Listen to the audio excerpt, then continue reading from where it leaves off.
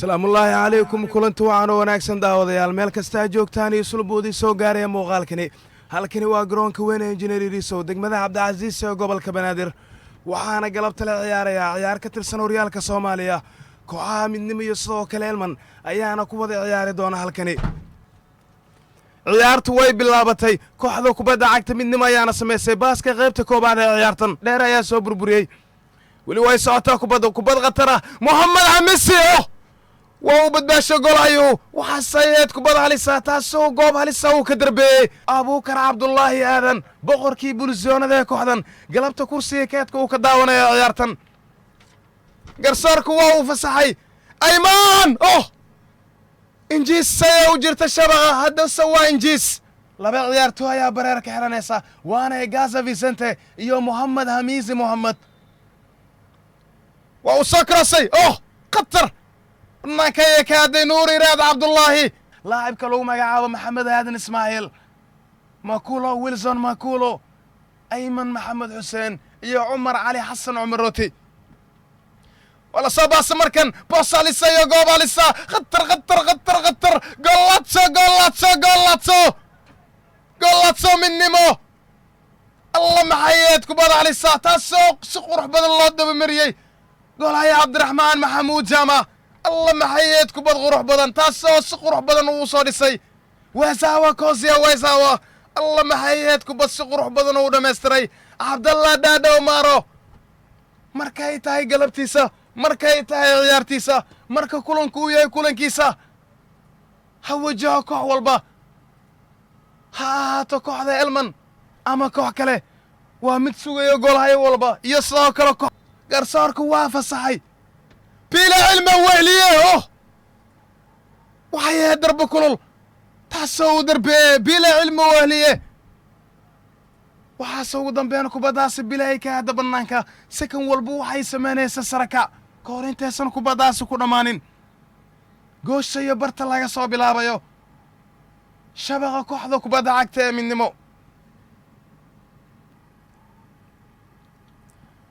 si qurux badan ayaa garabka loo soo dhigo waa weerar kooxda kubadda cagta elman way ka dheeraata midkood jamaal iyo sidoo kale laacibka lagu magacaabo afeme shaafikh kuwaasoo ah labadii ciyaaryahan ee baadigoobaya kubaddani sidoo kale afeme shaafikh iyo sidoo kale jamaal waxaa hortaala shaqa adag taasoo ah inay gaaraan shabaqa golaya cabbaas bashiir xaashi si ciyaartu dhinaca kooxda elman ay u soo nooleeyaan qalad ayaa loo dhiga laacibka lagu magacaabo jamaal xidigaha kooxda kubadda cagta elman si dardar ayaa lagu soo baasay khatar balse ugu dambeyn kubaddaasi waa lagula dagaalamay ciyaaryahanka lagu magacaabo jamaal kubaddaas ayaase ahayd kubaddii ugu dambaysa qaybta koobaad ee ciyaarta wax kasta oo la wada ciyaaro wax kasta oo qaybta koobaad ay socoto guud ahaan kulanka qaybta koobaad waxaa lagu kala marayaa midnimo gool elman eber midnimo goolka waxaa galabta u dhaliyey ciyaaryahanka lambarka 20aad kaasoo galabta u ciyaaraya ciyaartiisa ugu horraysa horyaalka soomaaliya cabdallah dhaadhow maro midnimo gool elman eber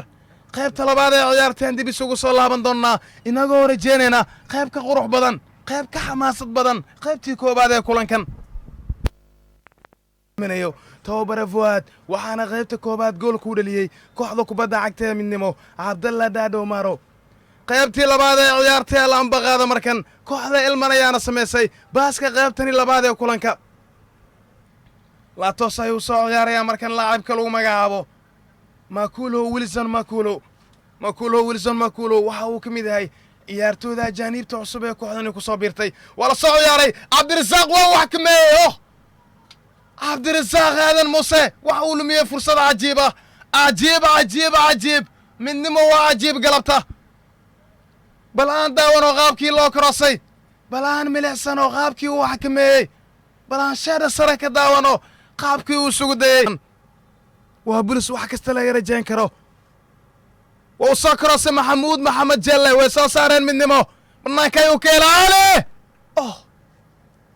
mar kale bannaankay ka ada cali cabdiraxmaan difaaca bidixee maadaama xiddigan uu ka mid ahaa tiro ciyaartooy oo kooxda kula soo guulaystay horyaalka heerka labaad ee soomaaliya waa la soo dhigay egasa vicente weli way isku dhaadhacda kubaddu midnimo mar kale يا سلام يا سلام يا سلام سوبر سوبر سوبر سوبر سوبر سوبر سيف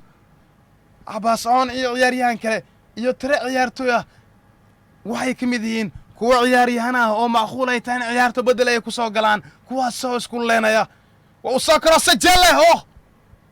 way isku dhacdo ugu dambeyn way soo saareen xidigaha kooxda kubadda cagta ee midnimo taxanaha duulaanka ilmanaya soconaya Hamza Hassan Warsame bile cilmi weliye banaanka ka soo darbay bile Abbas Bashir Xaashi Abbas Torres ayaa ugu dambeyn kubaddaas qabsaday wiilasha kooxda Elman way soo baasanayaan kubaddu maadaama waqtigu isgurayo wala soo crossay wala madaxay markan oo ya salaam ba banaanka ayuu isaga saaray golaya Abbas Bashir Xaashi Abbas Torres soo martay kooxda kubadda cagta Elman isku dayay Maxamed Nuur Cusmaan Marsiyaal badbaadintii golaya Abbas Bashir Xaashi kaasoo sidii shabeelkii oo kale labadiisii gacmood kubaddaas ugu hor istaagay waxaa waqtigii 3 daqiiqo lagu dareeyay guud ahaan ciyaartu waqtigaas ay mareysay 42 daqiiqo maadaama 3 daqiiqo ay kaluntay iyadoo isugu jirta dhaawacyo iyo fursado kale halis Elman waa weerar waa uu xakameeyay Hamza garabka ayuu soo dhigay Cabdifitaax Cabdishakuur oo gudaha ayuu qaatay Cabdifitaax darbo afartii daqiiqo kaluntay qaybtani labaad ee ciyaarta daqiiqadii dheeriga ee garsoorku sida u beeqaami guud ahaan ciyaartu ugu daray way soo laatay garsoor Abuukar Cabdi Hiraabe seeriga ayuu ka dhawaajiyay waxaana guud ahaan ciyaartu ay ku idlaatay wax kasta oo la wada ciyaaro wax kasta oo ciyaartooydu isku dayay sameeyaan wax kasta oo gool hayaashu badbaadinay sameeyaan in guud ahaan ciyaartu ay ku soo idlaatay gool eber taasoo guusha ku raacday kooxda kubadda cagta ee